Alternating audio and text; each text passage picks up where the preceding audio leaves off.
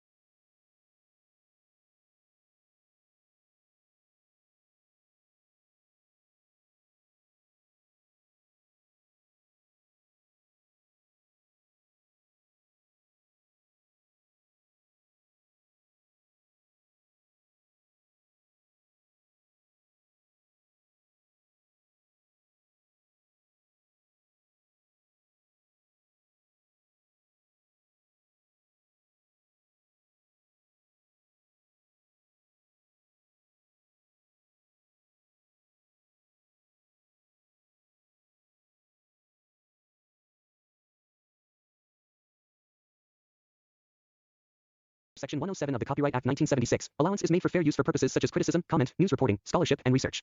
Fair use is a use permitted by copyright statute that might otherwise be infringing. Nonprofit, educational, or personal use tips the balance in favor of fair use. The return of the Bad Guys crew isn't just a continuation of a story. It's the revival of a legacy that left audiences laughing, cheering, and rooting for a group of characters who were never supposed to be heroes in the first place. And, as the new chapter begins, the world they left behind hasn't forgotten who they were, even if the crew itself has tried to evolve past the labels that once defined them. Because Mr. Wolf, Mr. Snake, Miss Tarantula, Mr. Shark, and Mr. Piranha didn't just vanish after their attempt at redemption, they became symbols of a strange kind of hope. A reminder that even the most notorious figures can change direction when given a chance. Though that change was never easy for them, and certainly not fully trusted by the public, law enforcement, or even each other at times. And this complicated dynamic shapes the excitement and tension around their return, creating a mix of skepticism, anticipation, and curiosity among characters in their world and audiences watching their journey unfold again, as flashbacks, references, and small visual cues remind us of the exhilarating heists, car chases, improvisational chaos, and complicated friendships that define their earlier exploits. While the sequel wastes no time in re-establishing their personalities in a way that feels familiar yet evolved, with Mr. Wolf stepping back into the spotlight as the smooth-talking strategist who has resisted slipping back into crime, but still feels the lure of the thrill he once lived for. And his presence instantly reminds viewers that his leadership has always been equal parts charm, intelligence, and instinctive risk-taking.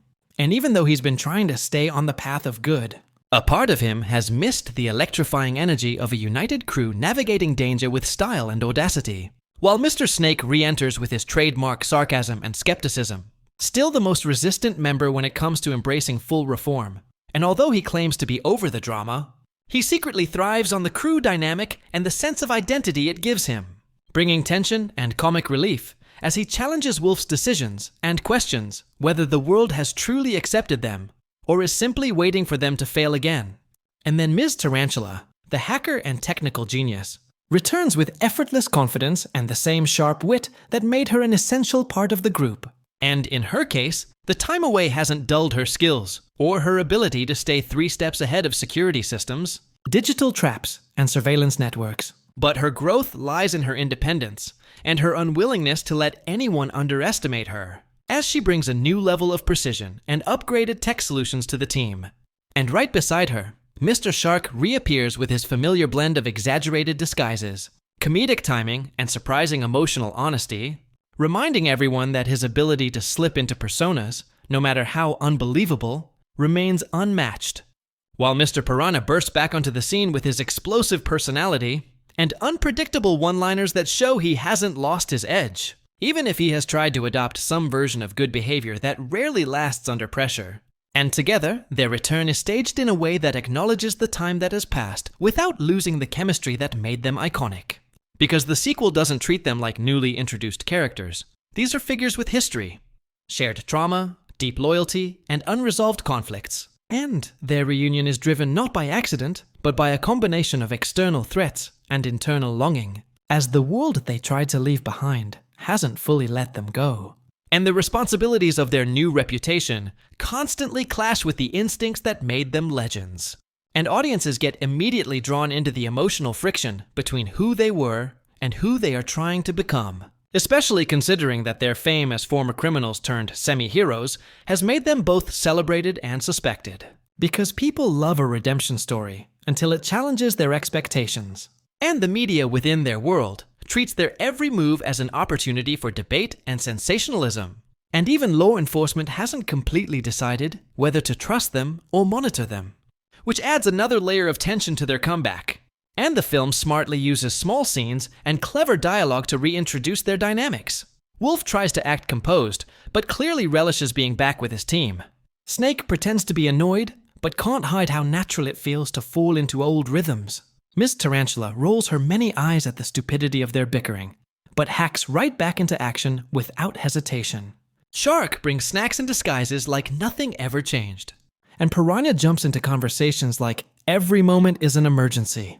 And these behaviors allow the audience to reconnect with them instantly, while also paving the way for new developments. Since the crew isn't returning to pull off a random stunt, they're stepping back into the spotlight at a moment when the world needs something only they can provide.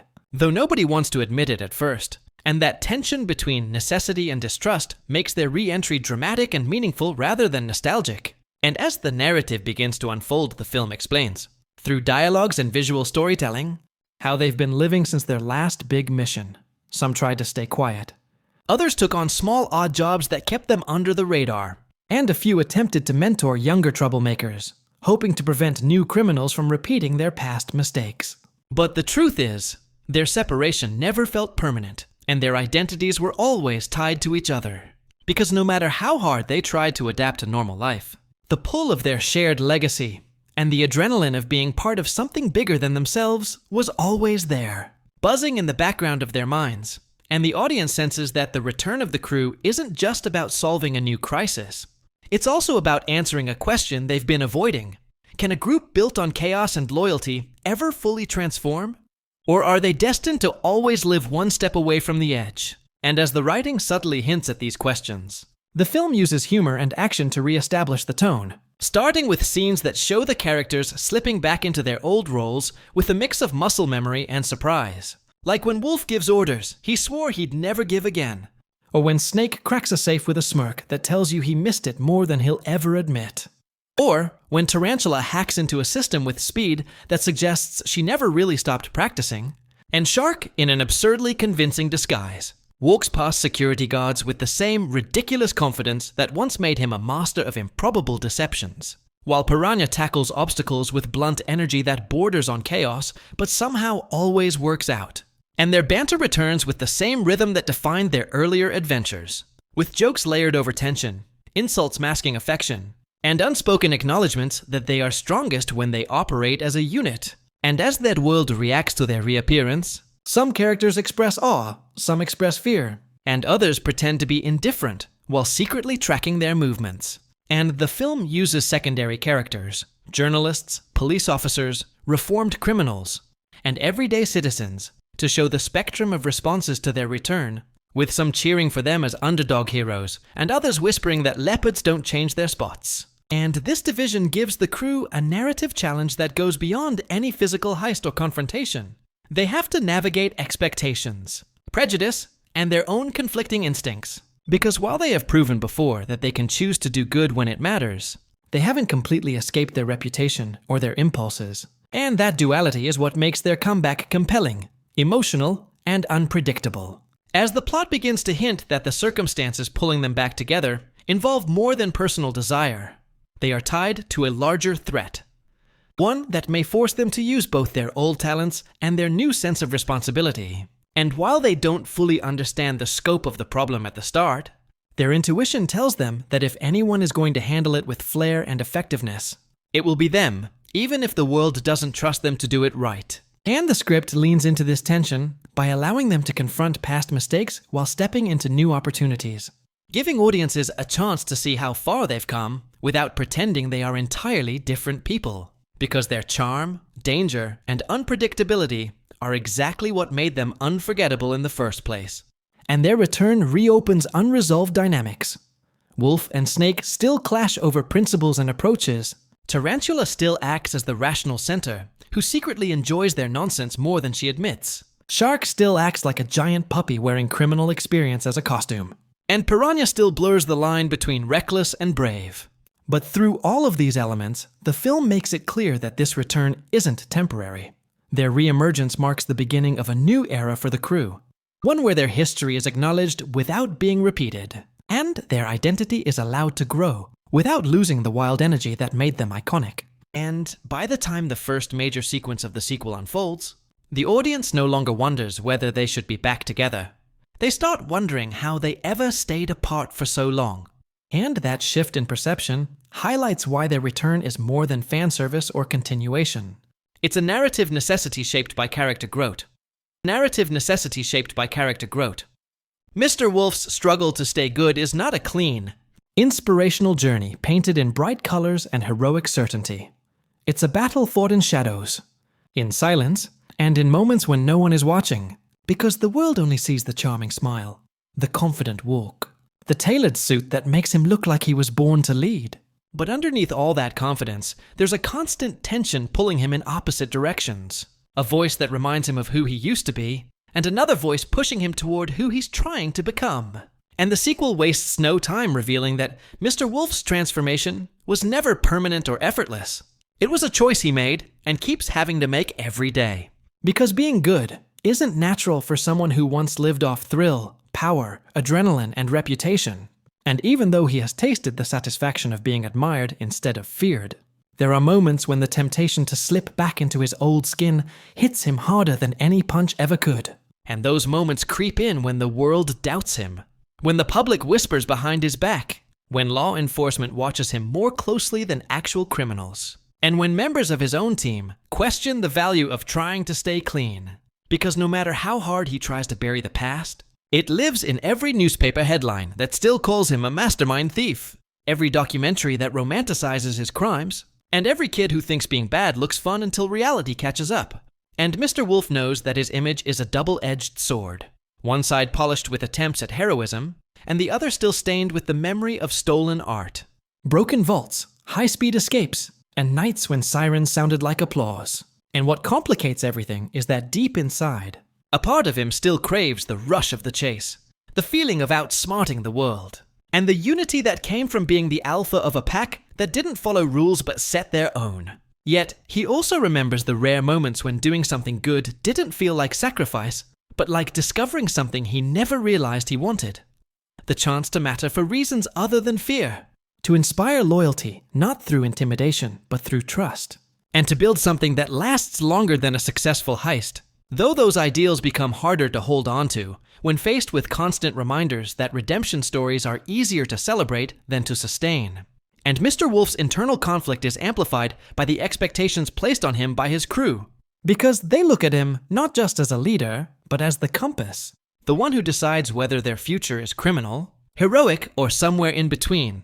And when they return to the world as a unit, their presence alone reignites old narratives. And Mr. Wolf finds himself torn between defending their new path and acknowledging that maybe they were never meant to erase their past, only redirect it. But that redirection becomes complicated when new villains rise with tactics that mirror their old ones, making the world suspicious of every move the crew makes. And Mr. Wolf has to navigate that suspicion without letting it erode the progress he's fought for. Yet, doubt from the outside is nothing compared to doubt from within. Because late at night, when no one is around, his mind replays the what-ifs and the maybes, imagining alternate futures where he never changed, where he remained the legendary criminal whose name made headlines and detectives lose sleep. And those visions tempt him because they're familiar, because they require no apologies, and because in those worlds, he never has to justify his existence to people who still don't believe him now. But in the present, he wears the weight of responsibility and tries to make sense of a new identity that doesn't always fit. And the film uses small actions and subtle expressions to show the cracks in his composure. Like the way his smile fades too quickly when authority figures talk to him with condescension, or the way his eyes narrow when someone tests his patience, or the way his hands tighten behind his back when someone references his past crimes like punchlines. And the struggle becomes even more personal when his crew starts questioning whether the world deserves the good they're trying to do. Because Mr. Snake, especially, knows exactly how to push his buttons, reminding him that redemption hasn't erased their past in the eyes of the law or the public. And every time Mr. Wolf tries to calm Snake or defend their choices, he feels that familiar tug of frustration that used to fuel his daring plans. And the film allows that tension to simmer rather than explode, giving Mr. Wolf room to show restraint, even when his instincts scream for action. And that restraint becomes one of his hardest battles. Because every time he chooses patience over rebellion, he feels a piece of his old self pacing restlessly inside him, tapping at the walls of his conscience like a reminder of the man he used to be and could easily become again.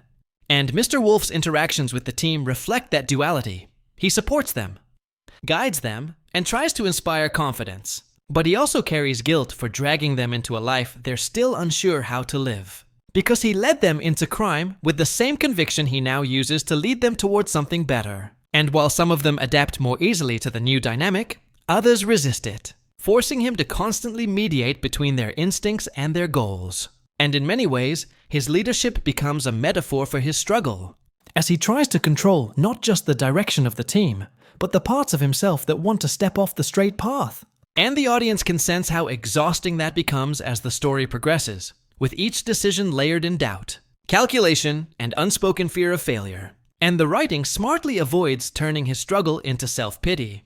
Instead, it frames his internal conflict as a high-stakes psychological duel between identity and aspiration, where the price of losing is not just personal, but collective.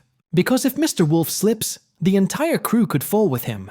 And that burden creates moments of emotional silence between action scenes, where his expression alone tells the audience that his smile is armor, and his charm is a shield he's learned to wield as protection rather than manipulation. Yet beneath that polished exterior, there's a rawness that appears when he's alone, or caught off guard.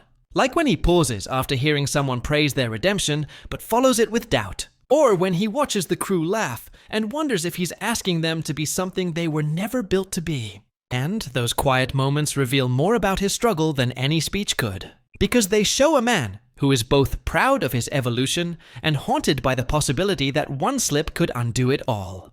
And this fear becomes even more evident when their return to the spotlight attracts not just critics, but enemies. Some from their past. Others newly risen, who see their attempt at goodness as weakness or hypocrisy.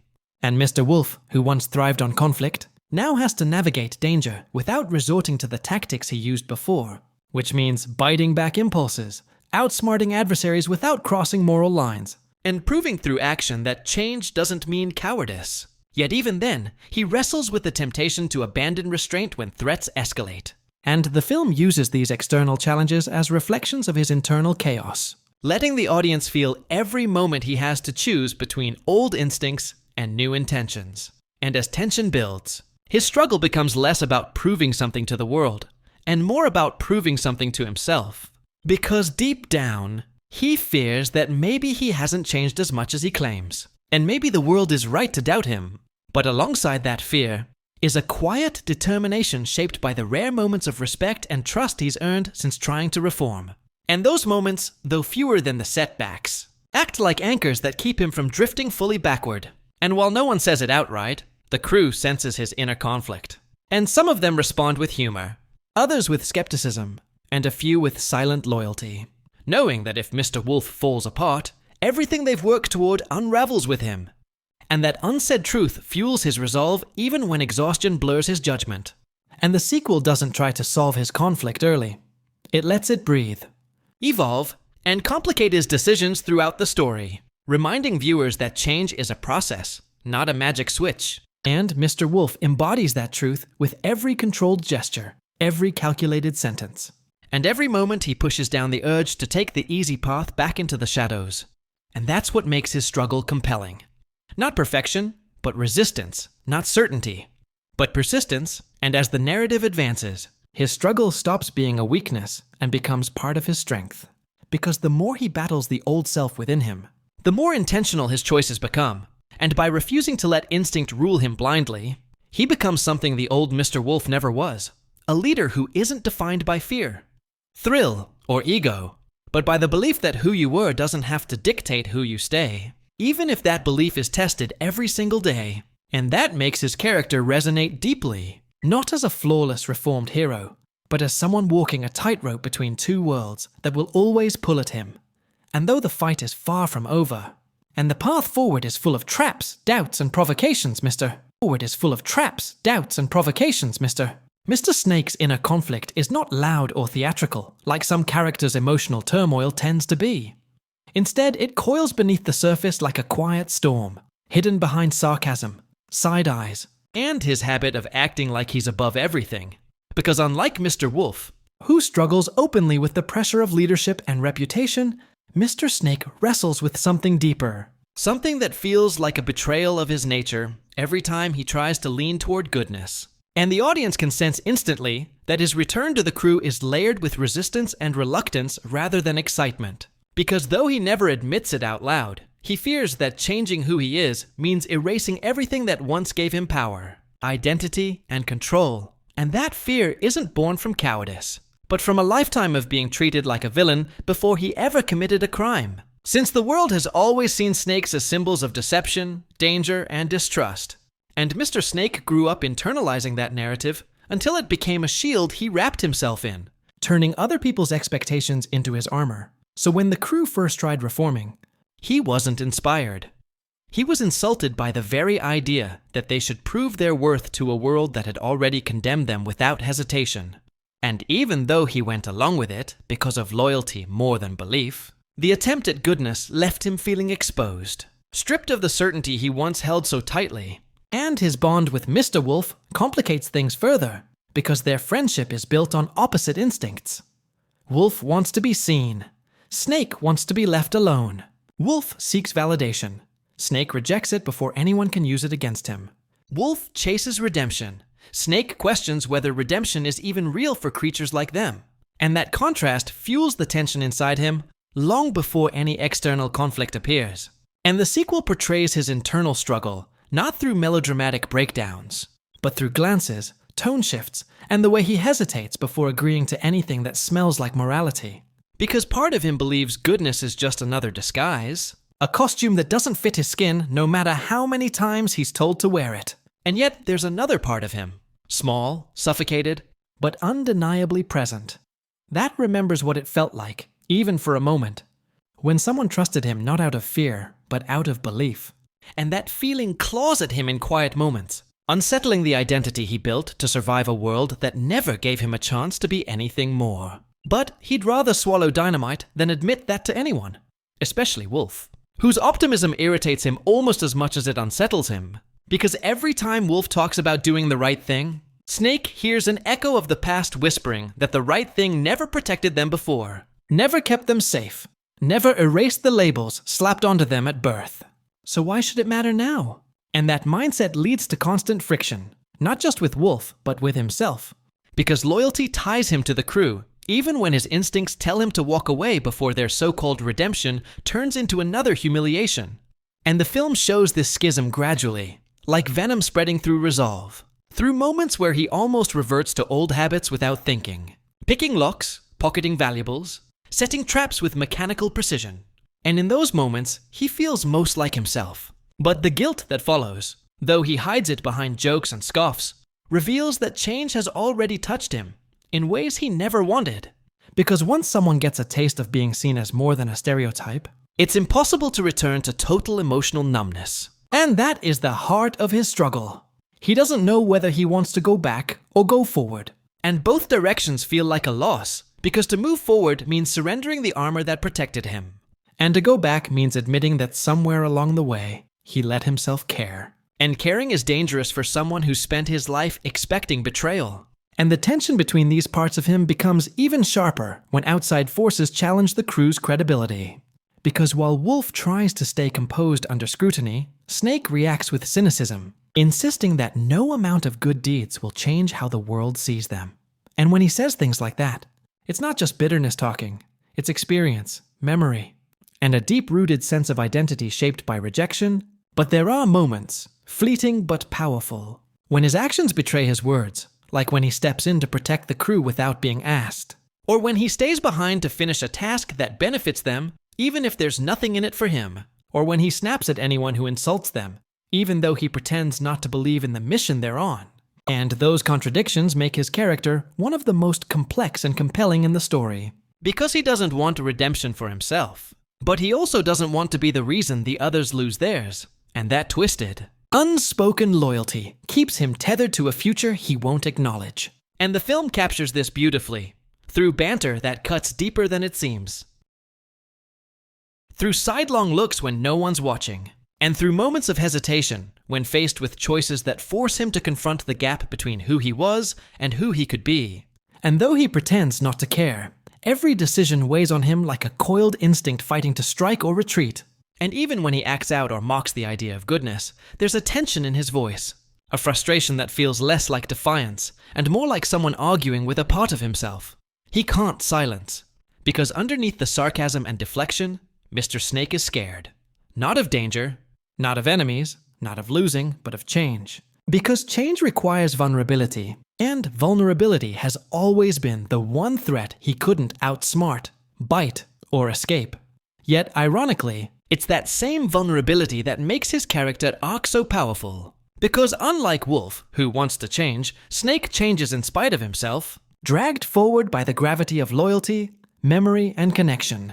And every time he rolls his eyes or dismisses hope, a crack forms in the armor he's worn his entire life. And though he'll never admit it out loud, the audience can see the conflict tightening around him like a second skin, squeezing, testing, reshaping him. Not through grand speeches, but through the little choices that reveal where his heart truly stands. Even if his pride refuses to acknowledge it, in that internal war between instinct and evolution, between identity and possibility, between self-preservation and reluctant faith, makes his struggle not just a subplot, but a core emotional engine driving the story forward in ways only a character like him could. A new criminal threat appearing in the world of the bad guys was never just about another rival gang or a flashy mastermind with a bigger plan. It was about the balance that the crew had unintentionally created when they stepped away from their old habits and tried to embrace a life of redemption. Because the vacuum they left behind did not stay empty for long, and the shadows they once ruled began to attract figures who were not only ambitious, but also far more reckless, unpredictable, and willing to burn everything in their way just to build a name. And as whispers of a rising organization began spreading across cities, the bad guys found themselves pulled back into a world they thought they had outgrown. Not because they wanted the thrill or the chaos, but because the danger was no longer just about stolen goods and near-miss getaways. It was about someone new, twisting the criminal underworld with a philosophy far colder and more destructive than anything Mr. Wolf, Mr. Snake, Mr. Shark, Ms. Tarantula, or Mr. Piranha had ever pursued. Someone who didn't play by rules, didn't bother with theatrics, and didn't care about the old unspoken codes that even the worst criminals used to follow. And the irony was that the bad guys, who once terrified cities with their reputations, were now viewed by some as the lesser evil compared to this new force rising in the darkness. A force whose first moves were whispers, stolen tech, silent break-ins, and vanishing allies, until those subtle signs turned into bolder strikes, high-profile sabotage, mass digital breaches, and dangerous alliances that crossed borders and industries, leaving law enforcement baffled and former criminals unsettled. Because this wasn't about one heist or a flashy headline. It was about building an empire that thrived on fear, silence, and anonymity. And the crew realized that even if they wanted to stay out of the spotlight, the world they left behind had already started rewriting itself without them, pulling their names back into conversations, not as culprits, but as the only ones who knew enough of the game to recognize what was changing and why it couldn't be ignored. And the tension within the team was undeniable because helping meant getting involved. And getting involved risked undoing every ounce of progress they had made, proving they weren't the villains everyone believed them to be. But the threat kept spreading, showing up in encrypted reports, panicked news feeds, and subtle patterns Ms. Tarantula couldn't overlook. And even Mr. Wolf, who fought so hard to redefine himself, felt the familiar tug of responsibility, mixed with the sharp edge of old instincts, knowing deep down that sometimes the only way to stop a monster was to unleash a legend. Even if that legend came with teeth, shadows, and a past the world still remembered all too well. Comedy and chaos in the sequel don't arrive as side elements or quick gags. They explode through every scene like an uncontrollable chain reaction triggered by personalities that were never meant to blend quietly into normal life. Because even when the bad guys try to stay clean, their natural chemistry creates mayhem in ways no one can fully predict. And the sequel embraces that beautiful disaster with bigger setups, wilder mishaps, and timing so sharp that every slip-up becomes both a punchline and a plot twist. Starting with Mr. Wolf's overconfidence colliding with Mr. Snake's sarcasm, and spiraling into mistakes that somehow fix problems while creating new ones twice as ridiculous. And while Wolf tries to act like the composed leader who's mastered charm and reform, he still can't resist improvising in the worst possible moments, which leads to situations where a calm negotiation suddenly turns into a chase scene. Not because anyone planned it, but because someone made a comment. Someone else got offended, and then Piranha decided to jump on a table and shout, setting off alarms as Shark panicked in a disguise that fooled nobody. And Tarantula yelled at all of them through an earpiece she swore she wouldn't use again after the last time they embarrassed her. Yet this blend of chaos works in their favor more often than not, because the universe seems wired to bend around their accidents, turning disasters into victories and awkward moments into iconic scenes. The kind of comedic flow where someone slips on marbles, crashes into a vault, and accidentally stops a crime ring while trying to escape security drones. And what makes the comedy hit harder in the sequel is that the crew is trying so hard to prove they've changed, while the world keeps throwing them into scenarios that highlight every flaw they've ever had. So the tension between who they want to be and who they naturally are becomes its own brand of humor. Especially when characters like Mr. Snake insist they're done with chaos seconds before triggering it. Or when Shark disguises himself as a grandmother, delivery guy, or opera singer, and somehow thinks no one will notice he's a literal giant shark.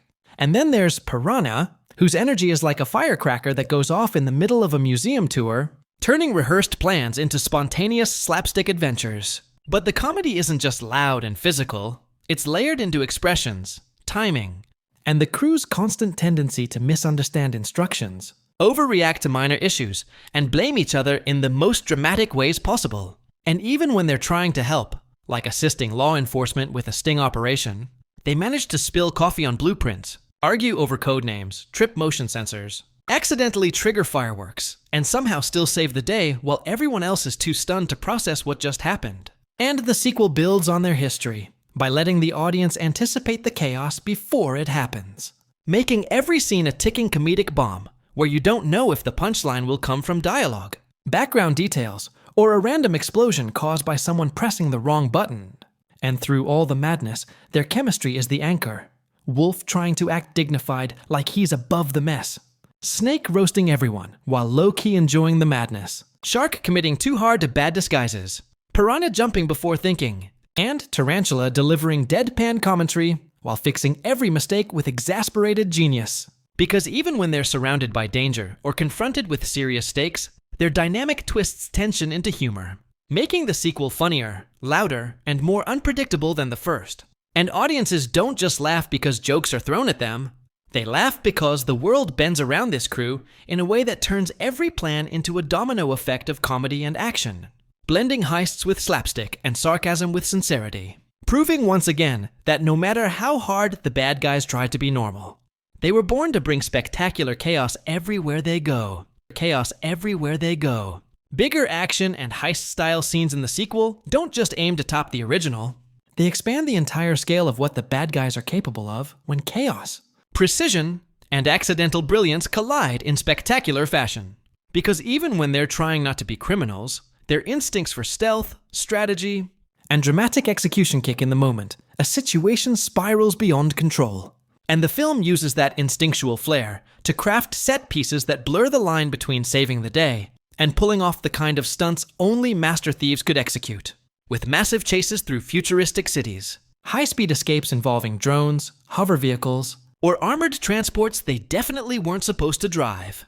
Like Susistido Bregan alone, and infiltration sequences so elaborate that halfway through them, the crew forgets whether they're stopping a heist or accidentally committing one. And the action is layered with tension, comedy, and style. Like when Mr. Wolf leads the team through a high-security museum not to steal, but to prevent a theft. Yet, every step they take looks criminal, because Snake can't resist cracking safes. Tarantula keeps bypassing firewalls like it's muscle memory. Shark tries disguises that fool absolutely no one. And Piranha leaves a trail of noise, confusion, and broken equipment behind him. But everything is framed with sleek cinematography, sweeping shots, and sequences that build momentum through clever timing and wild improvisation. Especially when plans fall apart, which they always do, forcing the crew to rely on instincts sharpened by years of running from sirens and crawling through vents. And those instincts turn every misstep into a momentum shift. Like vault doors swinging open at exactly the wrong second, elevators jamming mid-chase, laser grids glitching right when someone sneezes, or grappling hooks launching because someone pressed the wrong control. Yet somehow, all these moments thread together into successful outcomes that leave everyone watching, convinced the bad guys executed a flawless operation, even though the crew themselves are breathless, confused, and still arguing about whose fault the explosions were. And the scale of these scenes reflects how their world has evolved. Because threats are bigger, tech is smarter, and enemies are no longer flashy criminals with egos, but covert forces with resources and ruthlessness, pushing the team into bigger environments like skyscraper labs, underwater vaults, private islands, and high-security transport planes, all of which become playgrounds for wild chases, improvised escapes, and last-second swoops from heights no one intended to jump from. And while Mr. Wolf tries to justify every wild stunt as strategic improvisation, Snake never lets him forget that half their victories start with disaster. Shark treats every mission like theater. Piranha dives headfirst into chaos without waiting for anyone else. And Tarantula mutters about quitting the team while hacking satellites in the background. Yet, the way they move, bicker, and adapt under pressure makes every action sequence feel like a blend of Ocean's 11, Fast and Furious, and pure animated madness. And what elevates these scenes even more is how the stakes are tied to their journey from feared criminals to reluctant protectors, forcing them to use old skills for new reasons. Not to gain riches or notoriety, but to stop threats that only someone with their talents could understand. And that irony fuels the tone of the action. Because every elaborate break-in, chase, diversion, and gadget-fueled escape they pull off doesn't wash away their past, but reframes it, turning their reputation into a tool instead of a curse, and proving that even the wildest heist-style sequences can become acts of redemption when driven by loyalty, instinct, and the unstoppable rhythm of a crew that was always more than the world believed them to be. The team's reputation under fire becomes one of the most intense pressures in the sequel, because no matter how many good deeds they try to pull off or how many disasters they accidentally prevent, the world still remembers them as the legendary criminals who once sent shockwaves through every news broadcast and security force. And that history doesn't just disappear because they chose a different path, especially when every mistake is captured, twisted, and broadcast faster than they can explain themselves. And even their successes get overshadowed by doubt, suspicion, and the lingering belief that wolves don't change their teeth, snakes don't change their skins, and sharks don't stop circling. So the crew constantly finds themselves walking a fragile line between redemption and relapse in the public eye, with every headline, viral clip, and whispered rumor painting them as either frauds pretending to be good or criminals secretly plotting their comeback. And that pressure builds tension inside the group, because while Mr. Wolf tries to stay composed and remind everyone they're doing the right thing, Mr. Snake gets tired of being judged, Mr. Shark gets emotional over every insult, Ms. Tarantula gets annoyed that no one acknowledges the brilliant things she does behind the scenes, and Mr. Piranha just wants to punch anyone who talks trash about them. And things get even worse when the new criminal threat starts setting them up, staging incidents that look like the work of the bad guys, planting false evidence, manipulating footage, and using their infamous past as a weapon against them, So suddenly security systems flag them on sight, witnesses panic when they walk in the room, and authorities treat them like suspects, even when they're trying to help. And that constant judgment creates cracks in their confidence, not in themselves as a team, but in the belief that the world will ever truly accept them as anything more than reformed villains on borrowed time. Yet despite everything, they keep pushing forward. Because deep down they know that walking away would only prove their critics right. And even when the media spin stories that make them look guilty, or politicians use their past to score points, or citizens record them with fear instead of gratitude, they stay in motion, saving those who doubt them, fixing problems they didn't create, and risking their own safety and freedom to stop something far worse than they ever were. And that contrast between how the world sees them and what they're actually doing fuels some of the most intense emotional and dramatic moments in the sequel, especially when Mr. Wolf, who carries the weight of leadership and the hope of change, has to face the reality that sometimes doing good doesn't earn applause. It earns more suspicion, more anger, and more people waiting for them to fail, while Snake, whose mistrust of redemption was never fully buried, uses every unfair accusation as proof that maybe trying to change was pointless in the first place. And the others swing between wanting to prove themselves and wanting to stop caring altogether. But even when arguments flare and doubts rise, their loyalty keeps them from splitting apart, because the world might reduce them to headlines and old crimes. But within the crew, they see each other as more than the masks, the mistakes and the names people still fear. And the sequel doesn't sugarcoat how messy that redemption arc is. It shows them being dragged through controversy, accused of crimes they didn't commit, cornered by law enforcement that doesn't believe in second chances, and tested by enemies who know how to weaponize their past. Yet it also shows them rising above that fire, not through perfect behavior or polished heroism, but through raw instinct, resilience, and the unshakable bond that makes them act even when the world assumes the worst, proving that sometimes the hardest battles aren't physical threats or criminal masterminds. They're the shadows of your own reputation, clawing at you long after you've tried to step into the light. Long after you've tried to step into the light. Ms. Tarantula's tech-savvy brilliance doesn't just support the team from the background. It powers every move they make, shapes every narrow escape, and turns impossible missions into chaotic successes that only look accidental to everyone watching from the outside. Because while the world still underestimates her due to her size, sarcasm, and refusal to sugarcoat anything, she operates with the quiet confidence of someone who can hack a government database, dismantle a security network, reroute satellites, and order pizza, all at the same time without breaking a sweat. And in the sequel, her role grows even bigger as threats become more digital, surveillance becomes smarter, and enemies learn to exploit technology in ways that force her to go beyond the limits she set for herself back when the crew was still embracing villainy for fun, meaning she doesn't just crack systems anymore. She predicts attacks before they happen, traces cyber trails that vanish in seconds, builds countermeasures for tech no one else even knows exists, and rewrites entire infrastructures in minutes because the enemy they're up against isn't loud or flashy, it's hidden in code.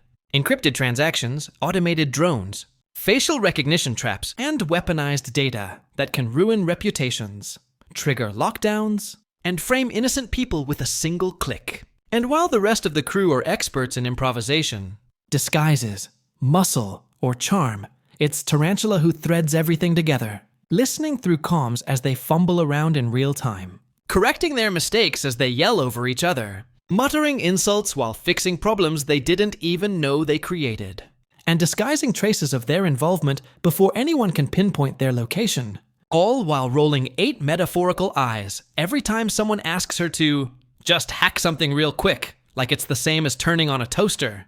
And the brilliance of her character shines brightest in the moments where silence builds tension, and the only sound is her typing, clicking, or quietly groaning because she's seconds away from overriding a security lockdown.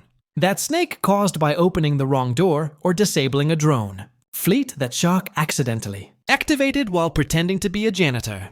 And the sequel leans into her intelligence not as a quirky trait, but as a necessity, showing her building new interfaces from scraps, coding on the go through wrist devices, hijacking enemy tech, shutting down weapon systems mid-battle, and even manipulating live news feeds when the crew's reputation is under attack. Because she knows better than anyone that public perception is just another system. One she can bend if she has the access and timing. And her dynamic with the rest of the crew adds another layer to her brilliance, especially when she roasts Wolf for overcomplicating plans, snaps at Piranha for pressing glowing buttons, and shuts down Snake's sarcastic commentary with one well-timed digital demonstration that reminds him she can expose his embarrassing browser history with a single tap. Yet beneath all the snark and dry humor, her loyalty to the team is stronger than any encryption she's ever cracked. And even when she pretends not to care about being appreciated, she notices every moment they trust her instincts without question. Every time they wait for her signal before moving. Every mission that only works because she silently reroutes disaster in their favor. And that quiet acknowledgement fuels her more than fame or credit ever could. Especially when the stakes rise and the enemy starts using tech specifically designed to counter her. Pushing her into digital duels that feel like high-speed heists inside the internet itself. Where one wrong line of code can trigger explosions, expose identities, or trap the crew in situations no brute strength or sweet talk can solve. But even then, she rises to the challenge with that sharp mix of irritation and confidence that makes her unstoppable. Proving again and again that while the crew may be the fists, disguises, speed, and chaos, she is the unseen force that keeps every wild plan from spiraling into actual disaster. And in a world evolving faster than anyone can process, her mind becomes their greatest weapon, precise, relentless, irreplaceable. Mr. Shark's disguises and funny moments in the sequel don't just serve as comic relief, they've evolved into full-scale spectacles of confusion. Confidence and accidental genius that only he could pull off with a straight face. Because no matter how enormous he is, no matter how obvious his fins, teeth, and sheer bulk might be, he commits to every disguise with the emotional intensity of a Broadway performer. And the delusional certainty that no one will ever suspect a massive shark in a wig. Trenchcoat, tutu, lab coat, janitor uniform, or grandmama dress holding a handbag shaped like a fish. And the funniest part is that his disguises sometimes work not because they're convincing, but because everyone around him is too stunned, too polite, or too terrified to question whatever unexplainable creature is standing in front of them pretending to deliver a package or sing soprano in an opera house. And in the sequel, he gets even more opportunities to showcase his chaotic theatricality when missions go sideways, or plans require improvisation, leading to scenes where he bursts into a restricted facility, pushing a mop bucket, whistling off key, insisting he's maintenance, while his tail knocks over cleaning supplies, and his badge clearly says, "Not suspicious." Or moments where he infiltrates a gala wearing a sparkling gown and pearl necklace, batting non-existent lashes as he tells guards he's Madame Delphina, and for reasons no one fully understands. People let him through, though Tarantula insists it's because security personnel short-circuit when faced with something that absurd. And Snake just rolls his eyes and says, "The world deserves whatever happens if that's all it takes to fool them." But Shark's comedic rhythm isn't just about what he wears. It's how committed he is to every lie, every alias, every overdramatic gasp when he pretends to faint. Every moment he whispers stage directions to himself while ducking under tables or wedging himself behind thin walls that clearly don't hide him, causing entire shelves to shake while everyone pretends not to see a massive shark pretending to be a statue. And beyond the disguises, his timing in the sequel hits harder because he reacts to situations with childlike enthusiasm, theatrical panic, or heartfelt emotion at the worst possible moments. Like crying loudly when someone mentions betrayal, or blowing their cover because he gasps at pastries on a dessert tray, or accidentally hugging a guard so tightly in gratitude that the guard passes out in Shark, apologizes by tucking him into a supply closet with a blanket and a sticker that says, "Sorry," and his bond with the team shines through the comedy. Especially when he panics and starts whisper yelling at Wolf during stealth missions, or when he and Piranha argue in whispers that are louder than actual shouting. Or when he tries to join Tarantula's hacking by smashing a keyboard with his fin, thinking that helps. And she yells at him while fixing the mess in seconds. And yet, for all his goofiness, there are rare moments where his disguises accidentally save the day. Like when a thief hands him stolen tech assuming he's a delivery guy, or when guards ignore him because they assume no one that ridiculous could be part of a serious operation, creating perfect opportunities for the rest of the crew to slip in behind him. And the sequel uses his comedic presence not just for laughs, but to remind everyone that heart, loyalty, and absurd confidence can sometimes accomplish what calculated stealth can't. And through it all, Mr. Shark's energy never fades. He's dramatic, he's emotional, he's imaginative, he's disastrously loud at the worst times. But he's also the teammate who will throw himself into any scenario, costume, or character if it means helping the crew, making him not just the king of disguises, but the accidental master of distraction, the lovable chaos engine, and a walking reminder that being ridiculous can be a superpower when the world expects you to be dangerous instead. The world expects you to be dangerous instead.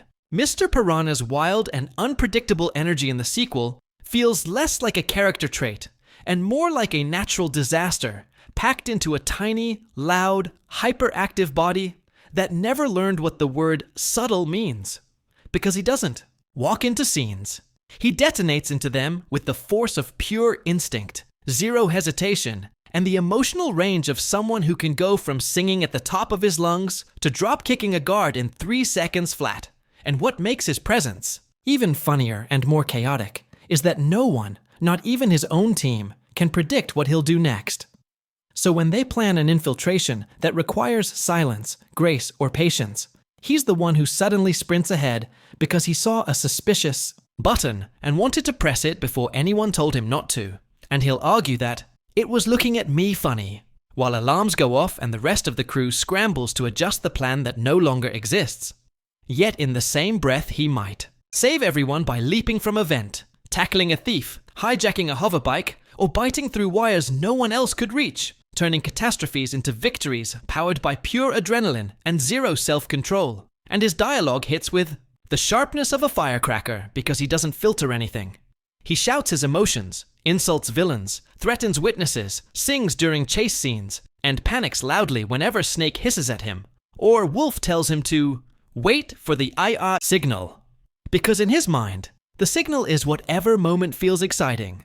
And the funniest part is how seriously he takes everything he does, whether he's karate kicking a vending machine for eating his coins, or bravely volunteering for missions no one asked him to join. And the sequel amplifies his unpredictability by giving him moments where his energy becomes both the cause and solution of disaster.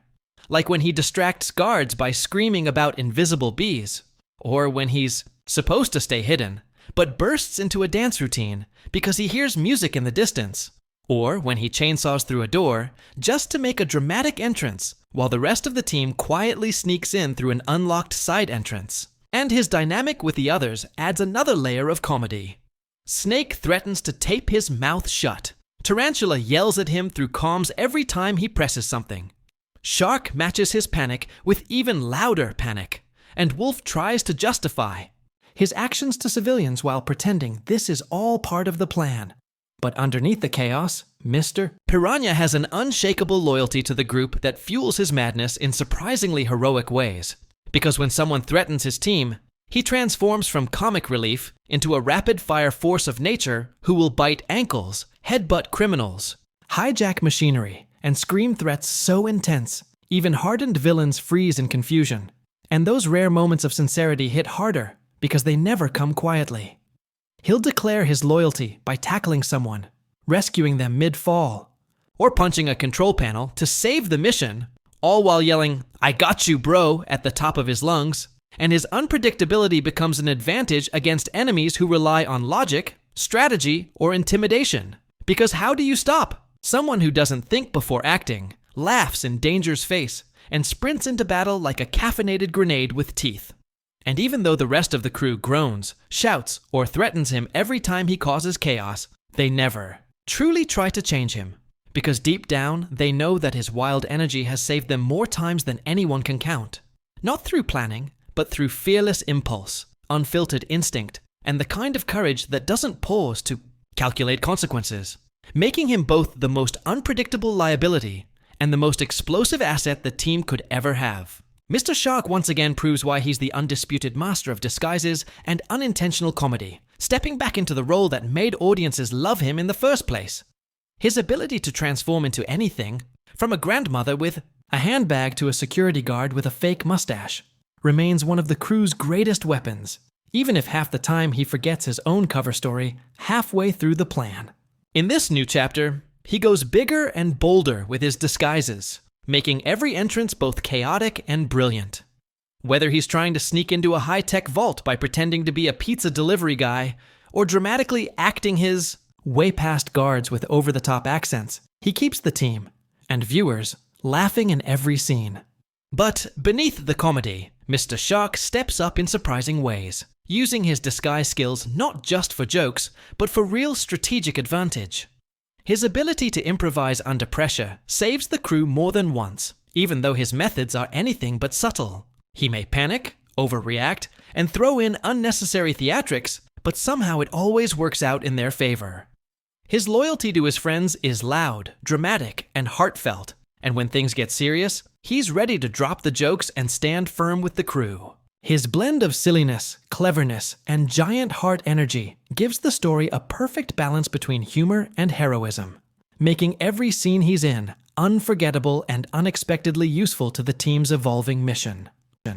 Diane Foxington steps back into the spotlight, not just as a former governor and ally, but as a powerful force shaping the crew's direction with a mix of wisdom, stealth, and iron-sharp instinct. Her history as the Crimson Paw gives her a unique edge. She understands the criminal mind because she once mastered it, and she understands redemption because she chose it. In this new chapter, Diane isn't just advising from the sidelines. She's actively guiding strategies, refining missions, and making sure the bad guys evolve with purpose instead of falling into old habits. She challenges Wolf when his ego gets loud, steadies Snake when his paranoia spikes, and encourages Webbs to take on bigger leadership roles in tech and planning. Her presence also adds emotional weight. She believes in them not as thieves trying to be good, but as a team capable of being legendary for the right reasons.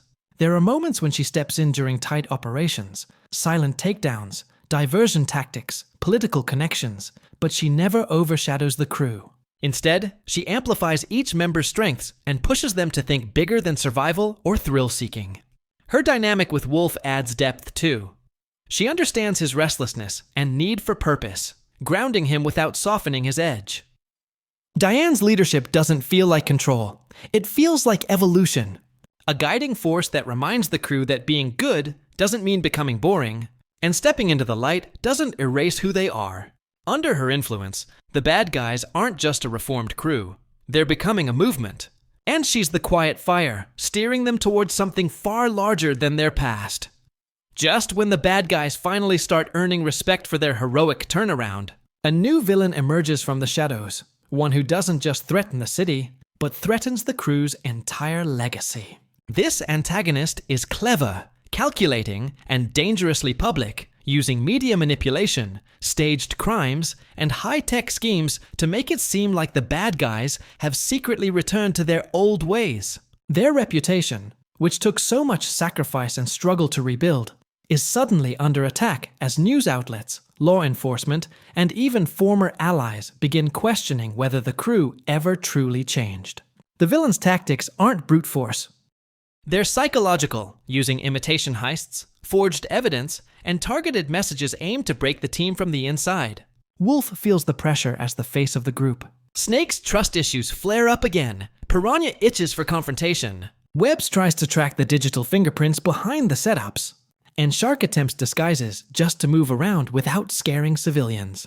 Diane steps in with warnings about how reputation can be destroyed faster than it can be built, reminding them that their biggest fight might not be physical.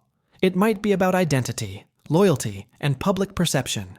The crew is forced to operate in the gray area between who they were and who they're becoming, trying to stop this new enemy while proving they're not the criminals the world once feared. This villain doesn't just want to beat them, they want to replace them, rewrite the legend of the bad guys, and drag their names back into infamy. That forces the crew to do what they do best: think like thieves, act like heroes, and fight like a family that refuses to be erased. Just as the crew begins to feel cornered by rising suspicion and the looming threat of the new villain, an unexpected ally steps into the story. Someone with the experience, resources, and unpredictability to shift the entire balance of the conflict. This new figure doesn't arrive with grand introductions or dramatic flair, but with precise timing and a quiet understanding of how the criminal underworld and public image wars operate. At first, the bad guys don't know whether to trust them, especially Snake, who questions every motive. But it quickly becomes clear that this ally has their own history with the emerging threat and a personal stake in seeing the villain stopped. Their skills complement the team in surprising ways. They can infiltrate places even webs can't hack into, navigate legal systems Diane can't publicly touch, and gather intel Wolf and Snake never had access to before. While the crew is used to relying on each other's strengths, this new presence forces them to grow, adapt, and rethink old strategies. What starts as temporary teamwork slowly turns into genuine partnership, built on shared goals and mutual risk. Through them, the crew gains access to confidential networks, hidden files, and new escape routes they didn't even know existed. But what makes the Alliance truly powerful is the emotional shift it sparks. Someone from the outside world believes in their redemption without skepticism, treating them not as reformed criminals on probation, but as capable heroes in progress. With this unexpected ally working from the shadows, and the crew stepping up in the spotlight, the mission gains new momentum, new mysteries, and the kind of high stakes that turn a comeback story into a legacy. As the tension reaches its peak, and the villain's schemes push the crew to their breaking point, the bad guys face the ultimate challenge that tests not just their skills, but the very bond that defines them. Everything they've built, their new reputation, their trust in each other, their place in the world, is put on the line in one massive showdown, where every choice matters. Old instincts clash with new values, as Wolf is torn between pulling off one last risky heist-style move to stop the threat and sticking to the clean, rule-bound methods they've tried to adopt. Snake struggles with fear of betrayal, and must decide whether to place his faith in the crew or act alone. Piranha's temper nearly derails the mission. Webbs fights to hold their strategy together under digital fire, and Shark risks blowing a critical disguise to protect his friends.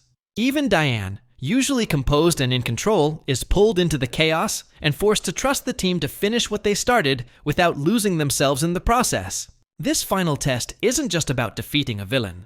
It's about proving to the world and to themselves that their change wasn't temporary or performative. The line between their past and present blurs, and they must reclaim their identity on their own terms, using the same boldness and brilliance that once made them infamous. In the heat of the conflict, sacrifice becomes real, loyalty becomes action, and every member faces a moment where they choose who they truly are now. When the dust settles, win or lose, the world won't see them as former criminals trying to be good.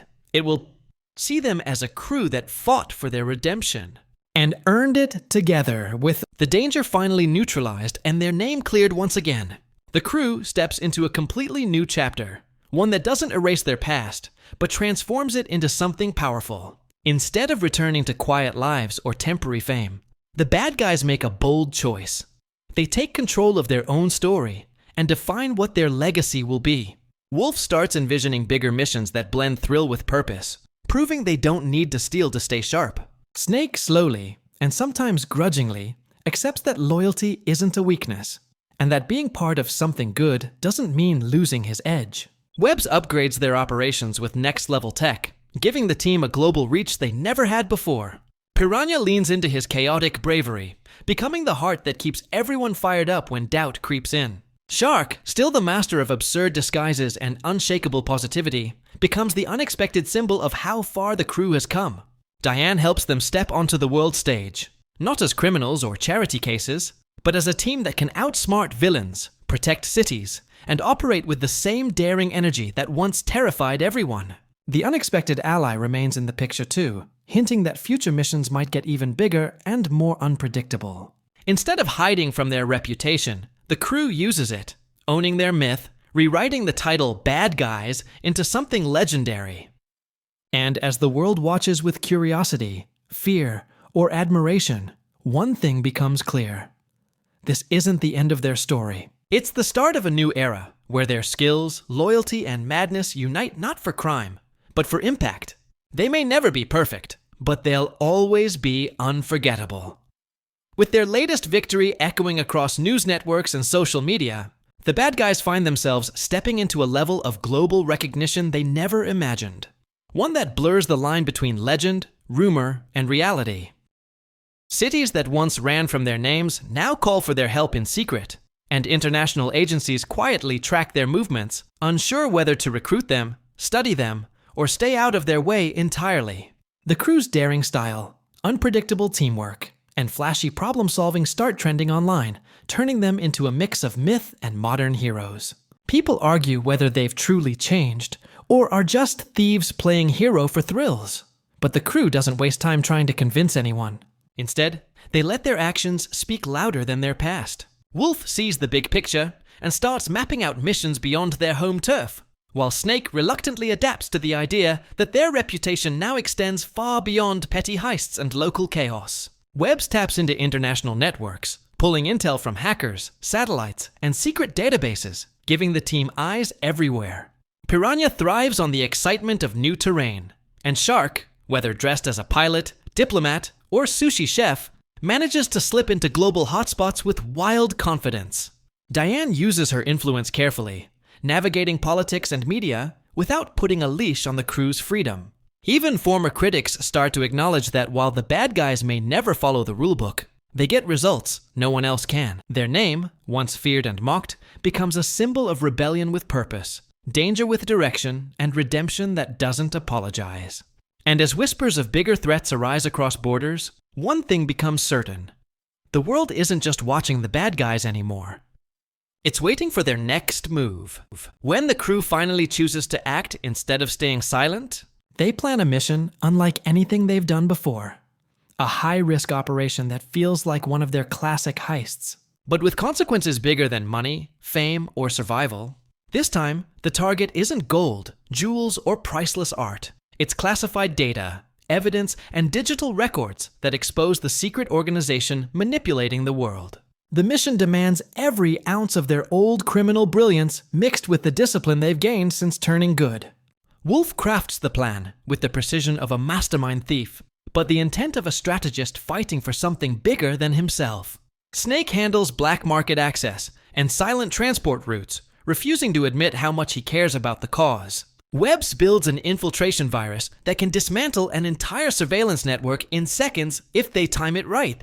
Piranha injects chaos into the plan by distracting armed security with reckless ferocity and improvised stunts, while Shark slips into the heart of the facility under yet another outrageous disguise, this time posing as a clueless maintenance contractor who accidentally ends up in top-level clearance zones. Diane, working from the shadows and bending rules of diplomacy, coordinates diversions, leaks misinformation to enemy channels, and forces officials to look the wrong way at the right time. The unexpected ally resurfaces, using political ties and covert influence to stall reinforcements, buying the crew precious minutes.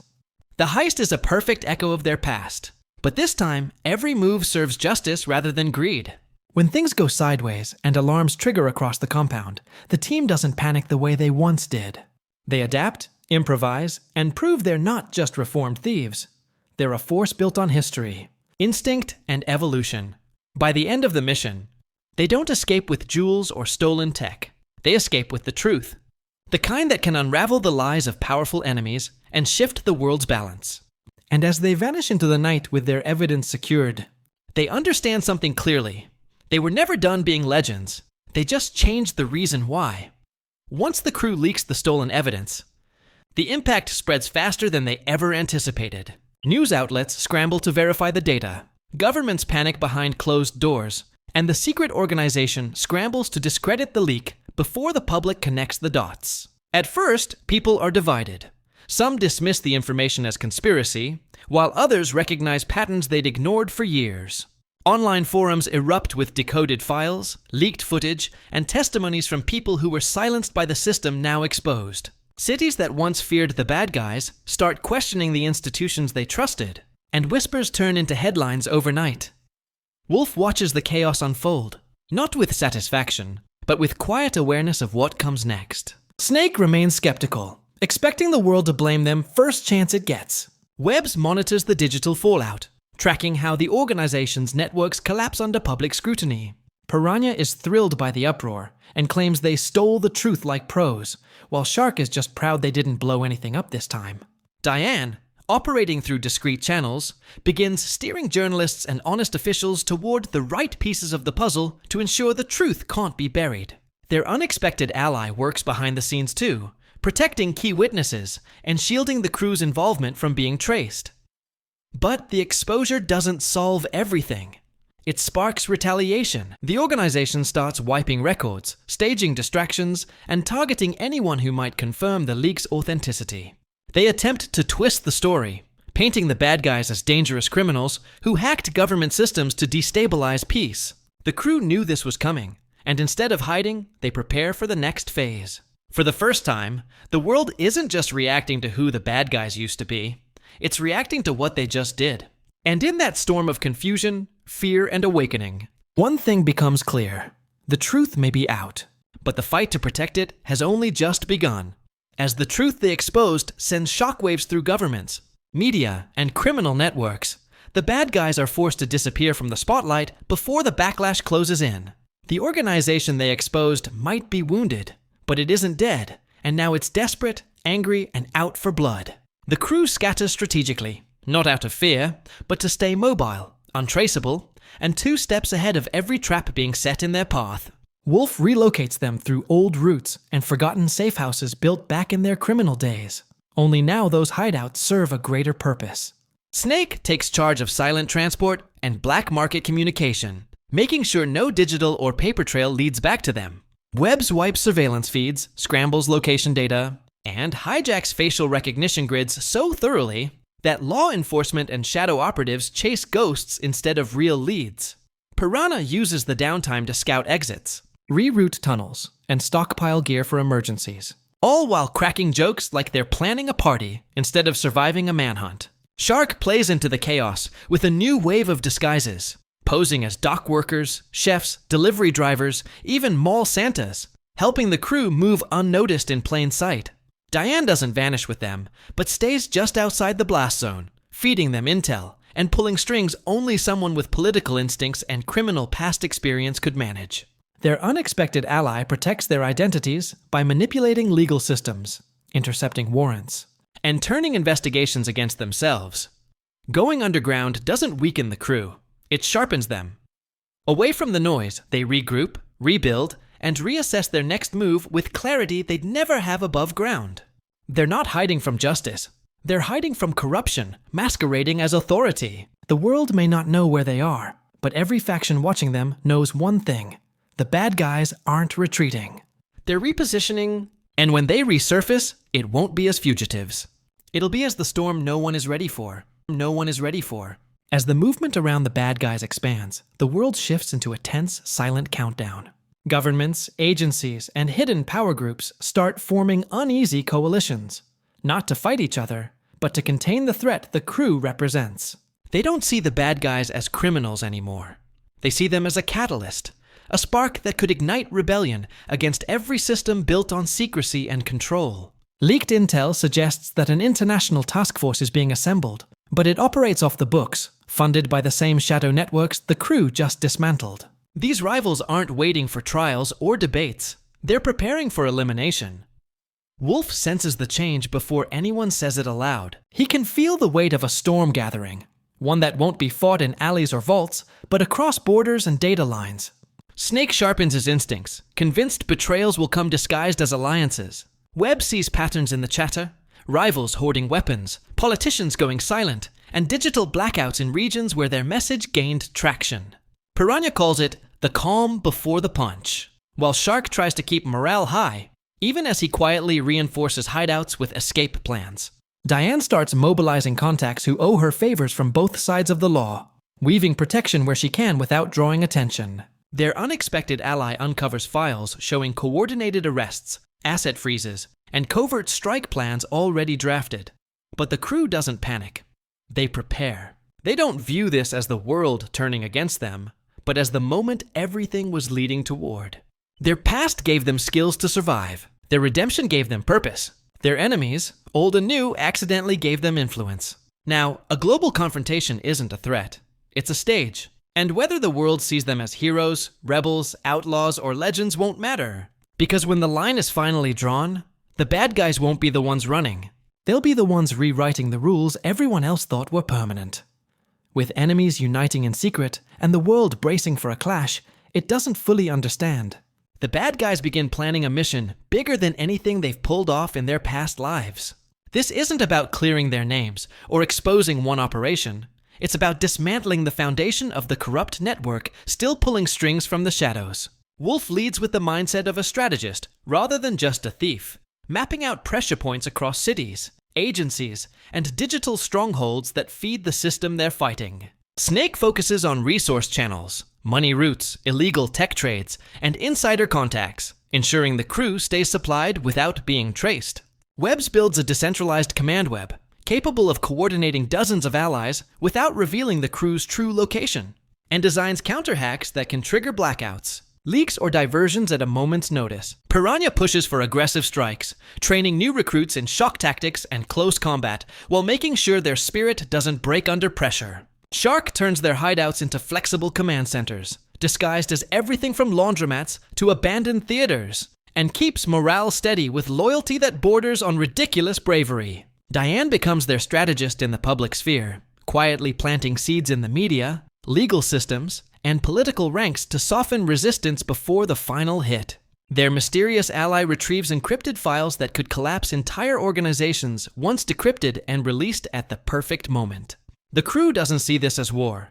They see it as the ultimate heist of power, not for personal gain, but to shift the balance of the world in one calculated strike. They know the risks: exile, capture, betrayal, or death. But backing down now would mean letting the corrupt rewrite history before the truth can take root. Instead, they prepare with silent confidence, ready to combine every skill they once used for crime with every lesson they learned from redemption. Whatever happens next won't just define their future. It will determine how the world remembers the name Bad Guys forever. Just as the crew finalizes plans for their largest mission, a fracture forms where they least expect it, inside their own ranks. It doesn't begin with drama or shouting. It starts with hesitation, omissions, and split-second decisions that don't line up with the plan. Someone among their allies, maybe even someone close, begins leaking small fragments of intel, just enough for their enemies to track movements, intercept signals, and tighten surveillance without revealing they've caught the scent. At first, the signs are brushed off as coincidence, but Webbs notices patterns in data trails that shouldn't exist. Snake becomes the first to call it what it is: betrayal. His distrust flares, not just at outsiders, but at everyone, sparking arguments and suspicion, even within the core group. Wolf tries to hold the team together, but he feels the pressure too. One wrong assumption could tear the crew apart from the inside. Piranha is ready to interrogate everyone until the truth screams out, while Shark refuses to believe anyone on their side could turn against the mission. Diane approaches it differently. She starts observing behavior quietly, connecting micro changes in tone, phrasing, and body language to find the leak without tipping them off. Their unexpected ally gains access to intercepted communications from their enemies and confirms the worst. Someone in the network is feeding information in exchange for immunity, money, or protection. What makes the betrayal dangerous isn't just the information being leaked. It's the timing. Right when the world is closing in and alliances are forming, one traitor could unravel everything they've built. The crew is forced to act carefully, isolating communication lines, feeding false data, and setting traps to expose the spy without letting the main mission derail. Tension builds in silence as trust is tested. Loyalties are questioned, and every conversation carries weight. The bad guys have faced enemies before, but now they must hunt one wearing their own colors. And if they don't find the traitor soon, the mission they've staked their future on could explode before it even begins. After a tense night of uncertainty, the survivors gathered in the dimly lit hallway to discuss their next move. Fear lingered in everyone's eyes, but they knew standing still would only make things worse. Alia, now visibly shaken yet determined, suggested they search the upper rooms in pairs to look for first aid supplies, batteries, or anything that could help them survive until daylight. Faraz volunteered instantly, trying to hide the tremor in his voice, while Daniel hesitated before agreeing to accompany him. The group split reluctantly, each step echoing through the silent corridor as they climbed the creaking stairs. The air grew colder with each step, and a strange humming sound vibrated faintly through the walls, like something mechanical yet alive. In one of the dusty bedrooms, Faraz noticed a series of old drawings nailed to the wall, sketches of shadowy figures surrounding the same mansion they were trapped in. The unsettling images showed terrified faces looking out of broken windows and long claw-shaped hands reaching from the darkness. Danielle found a small wooden box under the bed, containing rusted keys and a torn page from a diary. The page mentioned a hidden basement and warned that the ones beneath wake when the house is disturbed. Meanwhile, downstairs, Aaliyah and the others searched the kitchen and storage room, discovering footprints in the dust that didn't match any of theirs. Bare, elongated, and slightly dragging, as if whatever made them wasn't fully human. They froze when a door at the far end of the hall closed by itself with a heavy thud. Nobody had touched it. The candlelight flickered violently, and the strange humming from upstairs grew louder, synchronized with the pounding of their hearts. Something in the house was no longer content with watching from the shadows.